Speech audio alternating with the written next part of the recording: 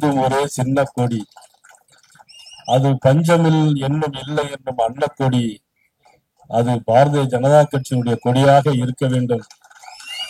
தமிழகம் எங்கும் பறக்க வேண்டும்.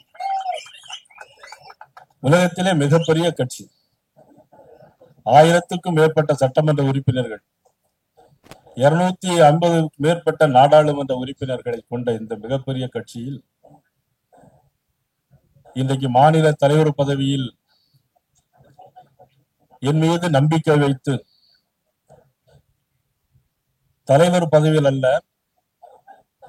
தலைமை தொண்டனாக தேர்ந்தெடுத்ததற்கு தேசிய தலைவர் அனைவருக்கும் எனது நெஞ்சார்ந்த நன்றிகளை நான் தெரிவித்துக் கொள்கிறேன். கொள்ளையர்களிடமிருந்து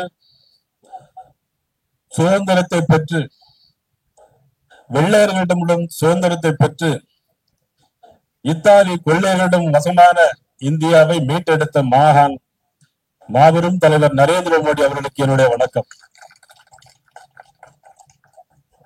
இந்த மேடையில் நாம் அனைவரும் நின்று கொண்டிருக்கிறோம் என்று சொன்னால், பண்டிட் தீனதயாள் உபாத்யா, ஷியாம் பிரகாஷ் முகர்ஜி, அடல் பிகாரி வாஜ்பாய் போன்ற தலைவருடைய தியாகத்தில் உருவான அந்த இயக்கத்தில் நானும் ஒரு தொண்டனாக, தலைமை தொண்டனாக ஏற்படுத்தி தந்ததற்கு எனக்கு மீண்டும் ஒருமுறை எனது நன்றியை தெரிவித்துக் கொள்கிறேன். இந்த மேடை இவ்வளவு தூரம் உருவாவதற்கு காரணம், இவ்வளவு பெரிய தொண்டர்கள் இங்கு உருவாவதற்கு காரணம், இந்த கட்சியை வழிநடத்திய, மாநில தலைவர்களாக வழிநடத்திய நமது அன்புக்குரிய அண்ணன் பொன்னார் அவர்கள் தாமரை சங்க மாநாட்டை நடத்தி கட்சியை ஒருபடி வளர்த்து கொண்டு வந்தார். நமது அண்ணன் ஹெச்ராஜா அவர்கள் வழியிலே கட்சியை ஒருபடி மேல் நடத்தி வைத்துக் கொண்டு வந்தார்கள். முன்னாள் மேதக ஆளுநர் அவர்கள் தாமரை மலர்ந்தே தீரும் அப்படின்னு சொன்னா அது பேரே சொல்ல வேண்டாம், தாமரை மலர்ந்தே தீரும் சொன்ன தமிழிசை சவுந்தரராஜன் அவர்கள் இந்த கட்சியை ஒருபடி மேலே வளர்த்து கொண்டு வந்தார்கள். இப்பொழுது மேதக ஆளுநராக இருக்கக்கூடிய மகாராஷ்டிரா மாநிலத்தினுடைய மேதக ஆளுநர் அண்ணன் சிபிஆர் அவர்கள் ரத யாத்திரை நடத்தி கட்சியை ஒருபடி மேலே வளர்த்து கொண்டு வந்தார். ஒவ்வொரு கோபுரங்களுக்கு ஒவ்வொரு அடுக்கு போல அதை வளர்த்து கொண்டு வந்தார்கள். இவை எல்லாவற்றிற்கும் மேலாக இன்றைக்கு மத்திய இணை அமைச்சராக இருக்கக்கூடிய நமது மாண்புமிகு எல் முருகன் அவர்கள் வேல் யாத்திரை மூலமாக நடந்தே போய் திருத்தணியில் ஆரம்பித்து திருச்செந்தூரில் முடித்து வேல் யாத்திரை மூலமாக ஒரு அடுக்கு மேலே கொண்டு வந்தார். அன்புக்குரிய சகோதரி வானதி சீனிவாசன் அவர்கள் இந்த கட்சியிலே மகளிருடைய தேசிய தலைவியாக இருந்து இந்த கட்சியை வழிநடத்தி சென்றார். இவை அத்தனைக்கும் மேலாக கட்டி முடிக்கப்பட்ட கோபுரங்கள் இன்றைக்கு ஆளுநராக இருக்கக்கூடிய இல கணேசன் அவர்கள் ஒருபடி மேலே கொண்டு வந்து ஒரு கோபுரத்தின் உச்சத்தில் வைத்திருந்தார். இவை எல்லாவற்றிற்கும் மேலாக என் மண் என் மக்கள் யாத்திரையினுடைய மூலமாக தமிழகத்தினுடைய பட்டி தொட்டி எல்லாம் நடந்தே பயணம் செய்து இந்த கோபுரத்தை கட்டி முடித்தது மட்டுமல்ல, இப்பொழுது அதுக்கு எல்லா கோபுரத்திற்கு மேலே கலசங்களையும் வைத்திருக்கிறார் நமது அண்ணாமலை அவர்கள். இப்பொழுது நமக்கு கொடுக்கப்பட்டிருக்க வேலை அந்த கோபுரத்துக்கு கலசம் மேல வைத்திருக்கிறார். கும்பாபிஷம் மட்டும்தான் நம்ம செய்யணும். அந்த கும்பாபிஷத்தை நம்ம எப்ப செய்ய போறோம்னா 2026 மே மாசம் நடக்கிற சட்டமன்ற தேர்தல்ல அந்த கும்பாபிஷத்தை நாம் நடத்த போறோம். அந்த கும்பாபிஷம் நடைபெற போகிறதா, இல்ல திருச்செந்தூர் ஆரம்பிச்ச சூர சம்காரம் நடைபெற போகிறதா, யார் யாரெல்லாம் நாடாளு கொண்டிருக்கின்றவர்கள் காடாள போகிறார்களா என்பதெல்லாம் இறைவன் தான் முடிவு செய்ய வேண்டும். காலங்கள் செய்யாததை கிரகங்கள் செய்யும்னு சொல்லுவாங்க. காலங்கள் செய்யாததை கிரகங்கள் செய்யும்னு சொல்லுவாங்க. அந்த கிரகங்கள் இப்பொழுது வந்து கொண்டிருக்கிறது. 2026 நிச்சயமாக நமது உள்துறை அமைச்சர் அமித்ஷா அவர்கள் சொன்னதை போல நிச்சயமாக தமிழகத்தில் என்டிஏ ஆட்சி மலர்ந்தே தீரும், தாமரை மலர்ந்தே தீரும். இந்த மேடையில் அமர்ந்திருக்கிற நமது டால்பின் ஸ்ரீதர் அவர்கள், அண்ணன் VP துரைசாமி அவர்கள், நமது மதிப்புக்குரிய நாராயணன் திருப்பதி அவர்கள், அண்ணன் நரேந்திரன் அவர்கள் மற்றும் நமது மாநிலத்துடைய பொறுப்பாளர் அரவிந்த் மேனன்ஜி. அவர் மலையாளத்துல பிறந்தாலும் இந்தியில தான் பேசினார். மலையாளத்துல பேசியிருந்தாலும் இன்னும் மக்களுக்கு நன்னாயிட்டு மனசுலா இருக்கும். நீங்கள் எங்கனையான நீங்கள் இனிமேல் வரும்போது மலையாளத்துல തന്നെ സംസാരിക്കണം കേട്ടോ ചേട്ടാ.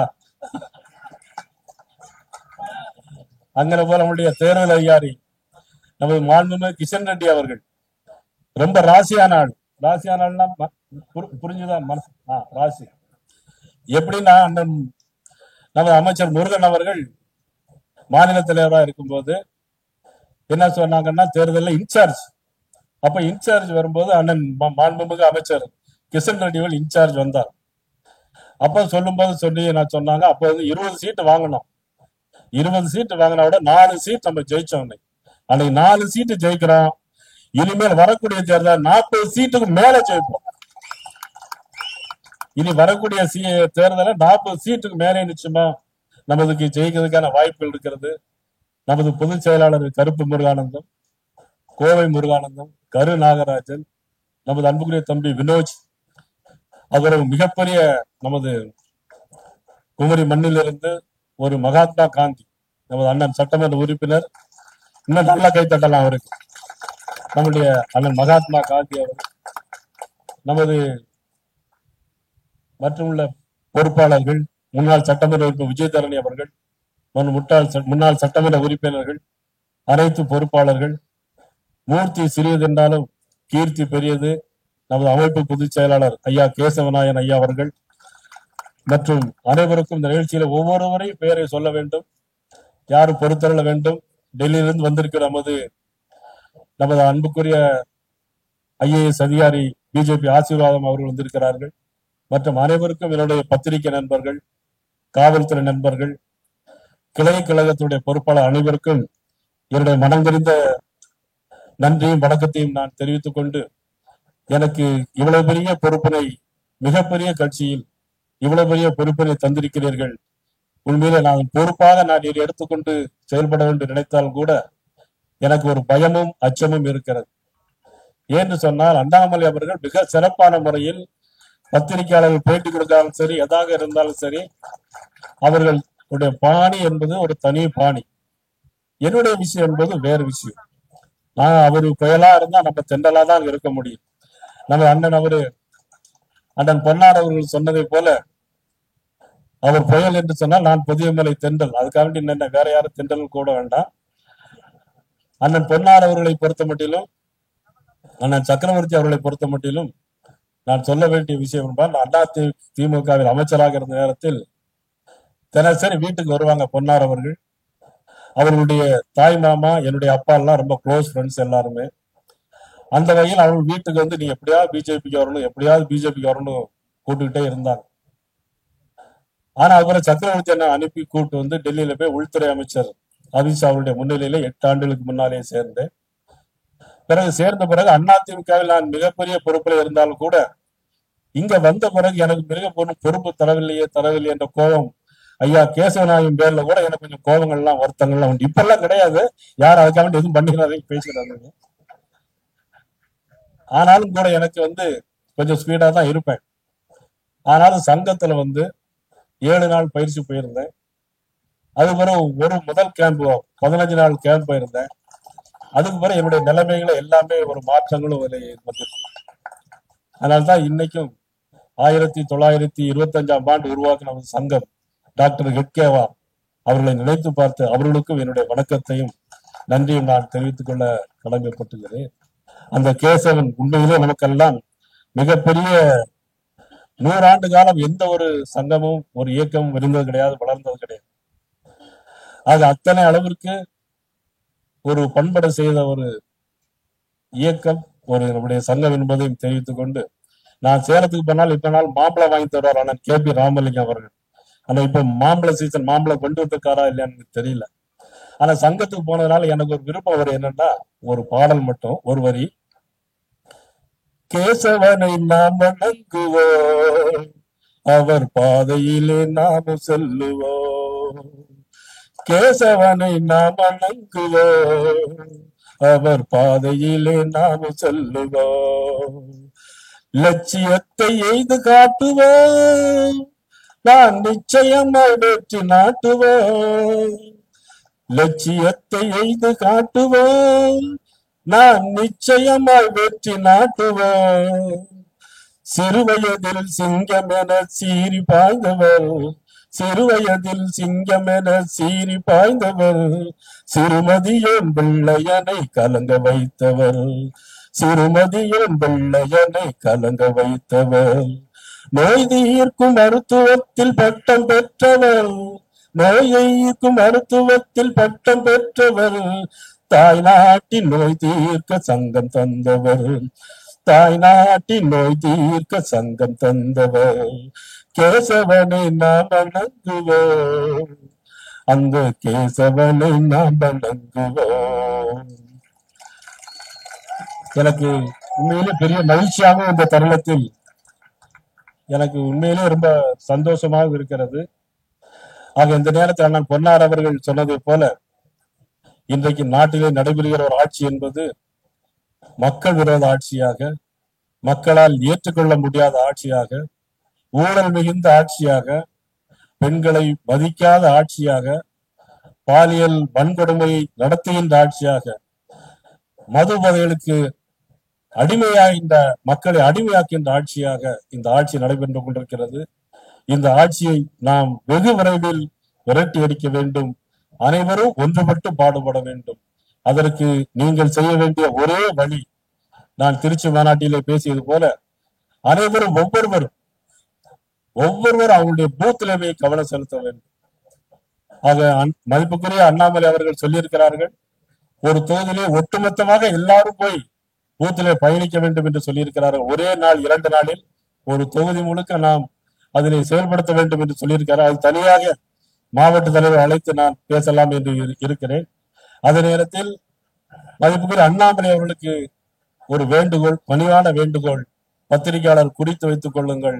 அண்ணாமலை அவர்கள் காலிலே செருப்பு இல்லாமல் இருக்கிறார்.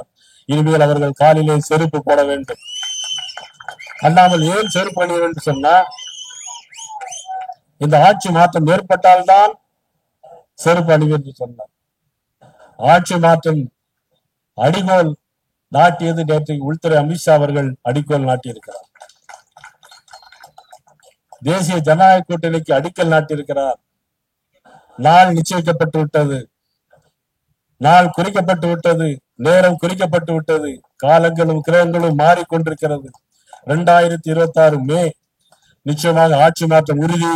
மதிப்புக்குரிய அண்ணாமலை அவர்கள் இன்றே நீங்கள் செருப்பு அணித்துக் கொள்ளலாம் என்பதை இந்த நேரத்தில் தெரிவித்துக் கொண்டு, உங்கள் அனைவருக்கும் என்னை வாழ்த்து பேசிய அனைவருக்கும், உங்களுடைய வயதிலே சிறுவனாக இருந்தாலும், இந்த நான் பாரதிய ஜனதா கட்சியில் சேர்ந்து கிட்டத்தட்ட 8 ஆண்டுகள் முடிந்து 9 ஆண்டுகள் ஆகிவிட்ட சூழ்நிலையில் நான் பல பேரிடம் பேசியிருக்கிறேன். எல்லோரிடம் நல்ல முறையில் தான் பழகி நடந்து வந்து கொண்டிருக்கிறேன்.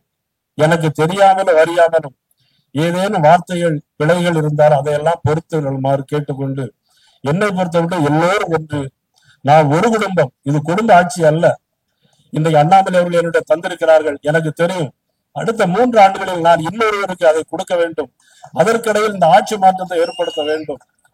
இறைவனுடைய திட்டம் அதுவாக இருந்தால் என்னுடைய தலைமையில் நடந்த இந்த 3 ஆண்டுகளில் நிச்சயமாக ஒரு ஆட்சி மாற்றத்தை உருவாக்கி கொடுத்த பெருமை எனக்கல்ல, இதை உருவாக்கி தந்த என்னுடைய தலைமைக்கு என்பதை இந்த சொல்லி உங்கள் அனைவருக்கும் நன்றி கூறி, தொடர்ந்து உங்களுக்காக உங்களில் ஒருவராக என்றும் நான் இருப்பேன் என்பதை நேரத்தில் சொல்லிக்கொண்டு, இந்த நிலைக்கு என்னை உயர்த்திய திருநெல்வேலி வாக்காளர் பெருமக்கள், 5 முறை எனக்கு வாக்களித்தவர்கள், என்னை 3 முறை வெற்றி பெற செய்தவர்கள் அனைவருக்கும் எனது நன்றியை தெரிவித்துக் கொண்டு,